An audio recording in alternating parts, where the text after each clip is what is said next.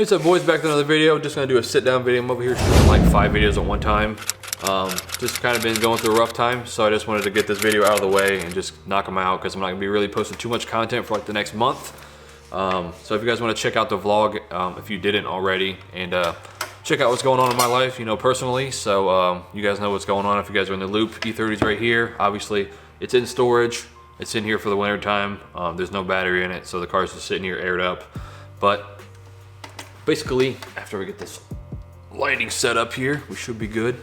We're just gonna go over what the 5-speed cost me because I just wanted to knock this video out. And then the next video after this is going to be the exhaust video. So we're just gonna make this not too long of a video, but I just wanna kind of cover everything and how much the 5-speed actually cost me compared to like prices now, because I did get the 5-speed, like most of the 5-speed swap, like 2015, so the prices were low back then, obviously, compared to what they are now. So I just kind of want to compare to what it would cost nowadays, plus all of the upgrades that I got for the 5-speed swap itself. Sorry, I can't talk today. It's freezing in here. It's like 10 degrees. But I did have a pretty cool idea set up for this. I was going to do this when the car is outside and I would have me, and then I have the car in the background. But that didn't work out because it's already wintertime. But so back in 2015, I believe, the guy that I bought this off of, he was 5-speed swapping, or not 5-speed swapping, he was LS swapping his E30 at the time. So obviously he didn't need the 5-speed. So basically he gave me the G260, which is an early model one with the two little bell housing, or not O2 sensors, crank sensors. He gave me that, which I think there was 160,000 on it. But he gave me the G260, he gave me the manual drive shaft, he gave me the pedal set, the pedal box. He also gave me like a clutch with like 5,000 miles on it, and the flywheel, which was the single mass, but it was the thicker one, basically like the same weight as the dual mass. So he gave me that. He gave me the brake booster. I don't know why he gave me the brake booster. And then he gave me a fucking used slave cylinder that came with the training, which obviously I didn't use. But the brake booster had like the master cylinder on it and like all that good stuff, but I didn't end up using that. So that ended up being $300 when I picked it up from him. So obviously that was a steal. I mean, basically people will sell like a G260 for $300, not even including like the drive shaft and pedal box and all that good stuff. I just had a pedal box and I just sold it for like $220 shipped or whatever, like $200 or whatever. So prices are definitely risen, but we're gonna go ahead and get into the all the parts that I've gotten, like upgrades and everything like that, and I'll do a tally mark of what everything cost me either during the video or at the video when I break it down at the very end. But let's see, first on the list, the Delrin bushings for the shifter arm assembly. I did a whole video on that, so if you guys want to check that, I'll leave a little whatever thing up there or over here. So basically I got that. It was $40. It's definitely made the shifting experience a lot better. It's a lot more direct, which I really liked. And to go with that, of course, I got the DSSR, which is the selector rod, which obviously selects your gears, that attaches to your shift knob itself. So I got that. At the time it was 75 bucks. Obviously those two things went hand in hand.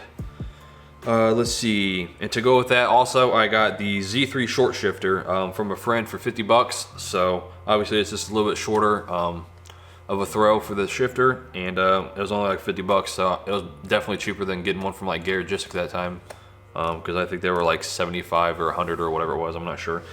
But got that for 50. All right, sorry my battery died, but let's get back into it. All right, the next thing I had was the 80A poly bushings from Garage. They're like red, those go in the training. I did that the same episode. So I got those, and at that time, those were, let's see, $40. Now at the time I also bought the Garage stainless steel clutch line, but at the time it worked fine. But after taking the training out, I have to, when I swapped out the throwout bearing, for some reason it was leaking from like the metal part of the fitting, so I had to get rid of that and go ahead and buy another one. But at that time that was 30. I think I bought the one from Condor, which is like 40. After that one ended up breaking or whatever, or going bad. Let's see. And then slave cylinder was $30 when I first got it. I think it was a Sox one, but I had the throwout bearing. I had the wrong throwout bearing in the car at the time for my flywheel setup, which is a different video. But I had the different one and ended up breaking that one because it pretty much shoved the the shaft of the slave cylinder out, so I had to buy another one for 35 bucks from a local parts store, which is annoying. Clutch hard line, that was $5, just been our own. The clutch soft line, like another $5 from the one that goes from the reservoir to the master cylinder itself for the clutch. When I did the 5-speed, I took it out and degreased it because it was super dirty. Wire brushed it, did all that stuff, and painted it. That was like $30 worth of paint and the stuff to get all the grease off. So I didn't have to use the like the 25 pound or whatever, like single mass flywheel that came with the swap, because his was from a 325E.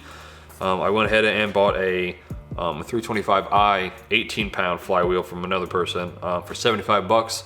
So got that for 75. I got the flywheel resurfaced and balanced or whatever. That was another 85 bucks from a local place. Let's see. The poly shifter bracket that goes on the back of the shifter arm itself that mounts. I got the poly one from Geargistics, so that was 66 bucks.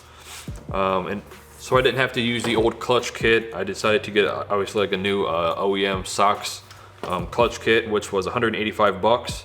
Then I got a clutch master cylinder that was $36. The Wheelwell bushing, I got that, $28. Center support bearing or whatever that goes in the middle of the drive shaft, got that. That was another 35 bucks. These things don't have to do with a 5-speed swap per se, but I did them because mine were cut and obviously you need an e-brake. So I got parking brake cables. It was $50 for those. Let's see, the brake shoes, that was another $30 for those. Also, when I had the pedal box, I didn't get any springs. He didn't give me no springs or any kind of like hardware for them. So I had to get a clutch spring, which is like $10, which is ridiculous. I also had to get the clutch bolt that goes for the master cylinder. That was another $10. And then just the transmission fluid for the transmission itself was another 35 bucks. And then, you know, brake fluid or whatever for the master cylinder. So 35 bucks for that. And if you guys did watch the other video that I just put out, like the PSA video, I did have the wrong throwout bearing, so I had to get the Euro 323 throwout bearing, and that was another $80. So that's pretty much it for everything that I have listed, for everything that I've done that pertained to the 5-speed swap. I don't think I missed anything, but I'll write down the total on the screen, but for right here it says I have 1,335 bucks.